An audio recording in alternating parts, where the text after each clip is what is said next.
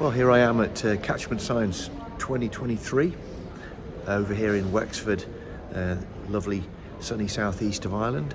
First time back here after the pandemic. It's great to see all my colleagues again, and let's go and have a look at what some of the developments have been and talk to some of the people.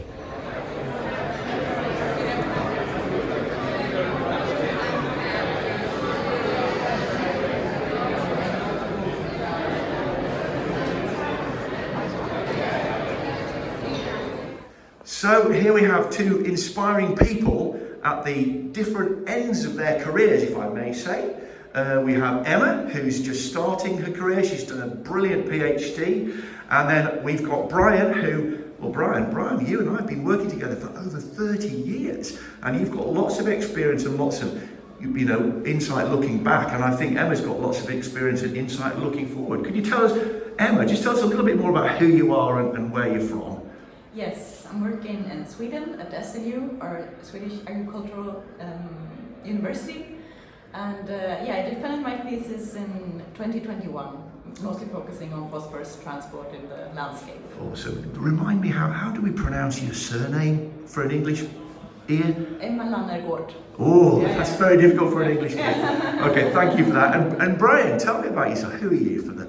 Yes, I'm Brian Kronvang from Aarhus University in Denmark, and I started my career in the mid-80s, so long ago, and I'm now a professor at the Ecoscience Institute at Aarhus University.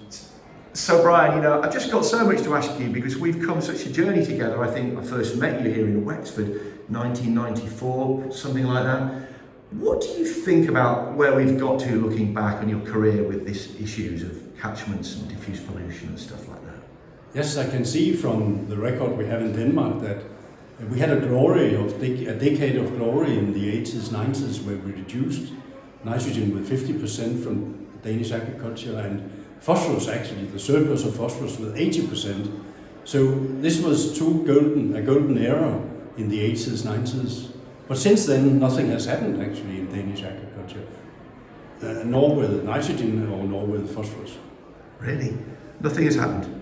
No, even though politically there has been initiatives, a lot of initiatives, we can see from our monitoring data that nothing happened with the loads coming to our coastal waters with nitrogen. And this year we had a massive fish kill in most of our coastal waters. So if I be maybe naughty and put words into your mouth, then what you're saying is in our career time, nothing much has happened in terms of improvement. The first 20 years of my career, from 85 to 2005, a lot happened in Denmark with the loss of nitrogen from agriculture and phosphorus. But since then, for the last 20 years, nothing happened, and we still have bad ecological conditions in our waters. Yeah, and very briefly, what has to happen to change the dial? I think in Denmark we need to give up agricultural land, maybe 20-30% back to nature. That would be the riparian, the corridors giving back, but also some of the high-intensive agricultural land that are vulnerable for nitrogen and phosphorus losses. So Emma's going second here. She's been listening to Brian, and so you've got your whole career ahead of you. You've got such great insight. What's the future look like to you? What has to happen? You've just heard what Brian said. Yeah. I have three themes that I'm thinking of. And one is that we have to take care of what we already have. For example, use the phosphorus that we already have in the soil and use our landscapes in a good way, in an optimized way. Which connects a little bit to what Brian just said.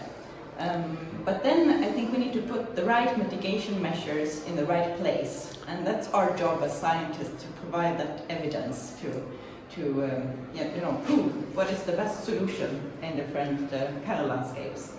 And then the third thing, that we need to use new and old technologies together to sort of monitor and understand, because climate change is actually happening right now. So if we can monitor this really well, we can better understand also how we can handle the future. Fantastic. Can I just ask you one more thing, really quick? So that's a great vision. What happens if the policy people don't listen to us?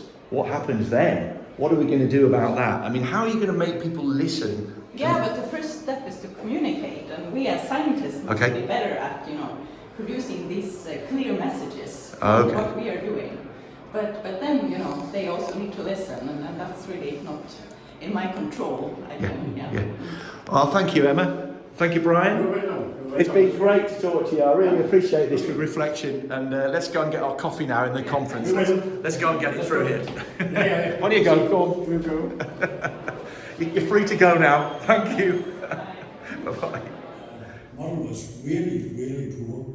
Even though we have used it for 15 years, national stage we brought to Helcom and to Oscar, so I really can't say. This is the algorithm that came out of this machine as the best one. I think this is the one